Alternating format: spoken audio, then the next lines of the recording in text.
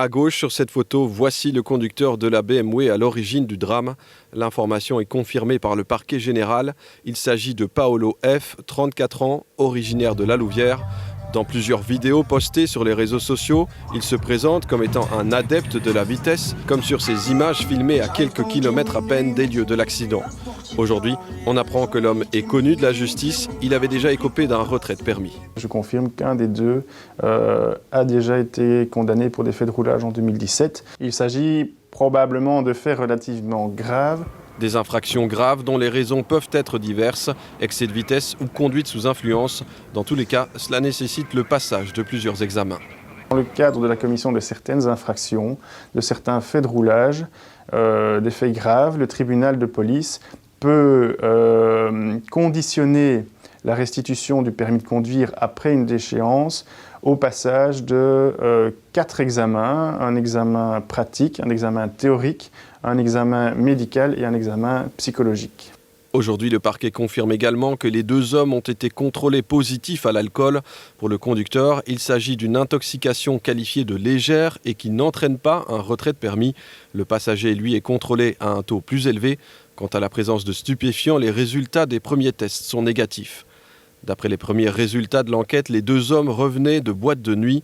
Depuis hier, les enquêteurs tentent de retracer le parcours exact de la voiture grâce notamment aux images de vidéosurveillance. Sur celle-ci, on y voit une foule se déplacer. Il s'agirait du groupe de Gilles qui a été touché. Quelques minutes plus tard, on y aperçoit un véhicule roulant à vive allure. Nous avons choisi de ne pas vous le montrer. Aux images doivent s'ajouter les analyses médico-légales, toxicologiques et les témoignages. Les deux occupants de la voiture seront auditionnés par la juge d'instruction. Effectivement, ces auditions des deux auteurs présumés, conducteurs et passagers, sont programmées ce soir à Tournai, où nous rejoignons Martin Collier. Alors, les deux hommes seront-ils inculpés, placés sous mandat d'arrêt ou libérés? Bonsoir Martin. La juge d'instruction a jusque demain matin pour se décider. Oui, tout à fait Nathalie, elle a même jusqu'à demain matin, 5h du matin très précisément. Pourquoi ? Eh bien parce qu'à ce moment-là, le délai de la détention préventive touchera à sa fin. Cette détention préventive, elle dure 48 heures et après ce délai, eh bien la juge d'instruction va devoir décider de délivrer ou non un mandat d'arrêt à l'encontre de l'un ou des deux occupants de la voiture. Et ce sera un moment tout à fait intéressant dans l'enquête puisque à ce moment-là, on connaîtra les chefs d'inculpation. Vous savez que pour l'instant, une enquête est ouverte pour meurtre, mais ces faits pourraient être requalifiés, par exemple en entrave méchante à la circulation avec circonstance de mort. C'est donc une étape tout à fait essentielle de l'enquête qui va se dérouler ce soir. On devrait en savoir plus dans les prochaines heures. Merci à vous Martin pour ces informations en direct et pour en savoir plus, un invité avec nous en plateau, c'est le procureur général de Mons, Ignacio de la Serna. Bonsoir, merci d'être avec nous. Une petite explication d'abord pour que l'on comprenne bien comment expliquer les longues heures d'incertitude concernant l'identité du conducteur. Il y avait 2 personnes à bord de ce véhicule fou. Oui, effectivement, mais quand la police arrive, elles sont toutes les 2 sorties. Et donc, il a fallu attendre des images des caméras de surveillance. Il y en avait présentes sur place pour savoir en fait qui était le chauffeur et qui était le convoyeur. On avait bien une idée, mais on a voulu attendre cette certitude avant de tirer les conséquences. Les 2 hommes étaient sortis du véhicule, ils attendaient une interpellation ou des secours. La police est arrivée assez vite après, donc elle les a interpellés, mais ils étaient déjà sortis du véhicule, oui. Alors maintenant, on sait qui est le conducteur. On sait aussi que dans le passé, il y a 5 ans, il a eu une déchéance de permis de conduire. Est-ce que cela fait ou ferait de lui, d'office, un récidiviste? Non, parce qu'il a repassé les examens, en fait, donc il a récupéré le droit de conduire, en quelque sorte. Mais c'est un élément que le juge appréciera. Et qu'en est-il aussi de ces images que l'on a vues circuler où il se présente lui-même comme un adepte de la vitesse, de l'excès de vitesse même? Ça peut donner un éclairage sur la personnalité du conducteur, mais ce n'est pas une infraction. Il faut, pour qu'il y ait une infraction, que ça soit mesuré, que ça soit établi. Mais ça donne une indication sur la personnalité du chauffeur. Il faudra aussi déterminer le caractère intentionnel ou non de l'impact. Il y a des éléments objectifs à votre disposition, un ralentissement, plusieurs impacts, une reprise de vitesse. De quoi disposez-vous? C'est le nœud du dossier, le caractère intentionnel ou pas. Et c'est important parce qu'évidemment, la nature de la peine est différente, suivant que c'est volontaire ou que ce n'est pas volontaire. il faudra prendre en considération différents éléments. La vitesse du véhicule, y a-t-il eu freinage? Pourquoi a-t-il continué encore 1 kilomètre après les impacts?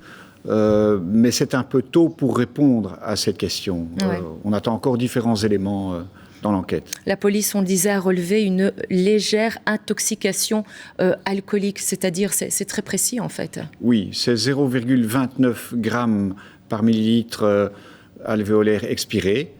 Pour le conducteur?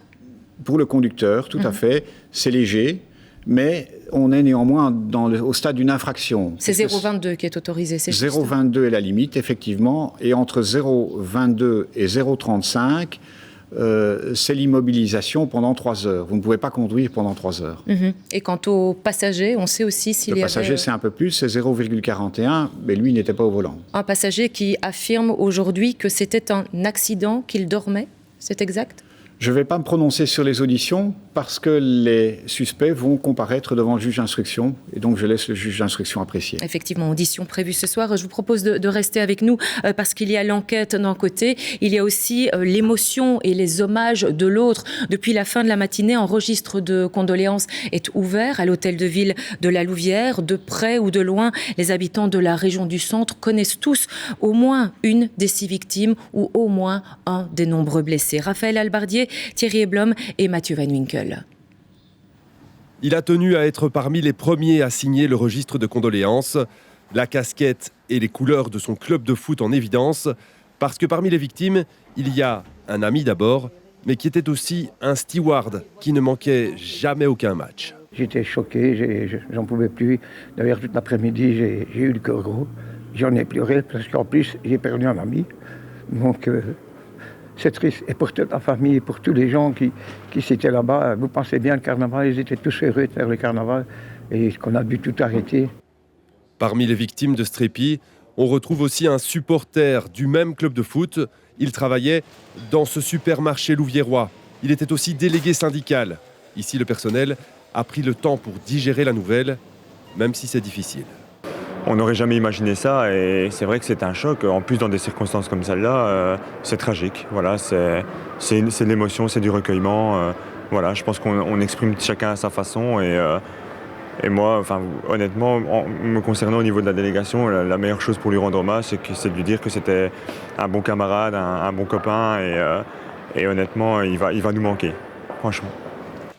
Continuer à travailler malgré tout, malgré les questions, l'incompréhension, même si la disparition aussi brutale d'un collègue ne laisse personne indifférent. J'ai pas vraiment eu connaissance avec lui, mais je sais que mes collègues ont été touchés et j'habite à Strépy-Bracny, donc j'ai été touchée moi aussi par une personne que je connais qui est décédée aussi lors de cet accident, on va dire.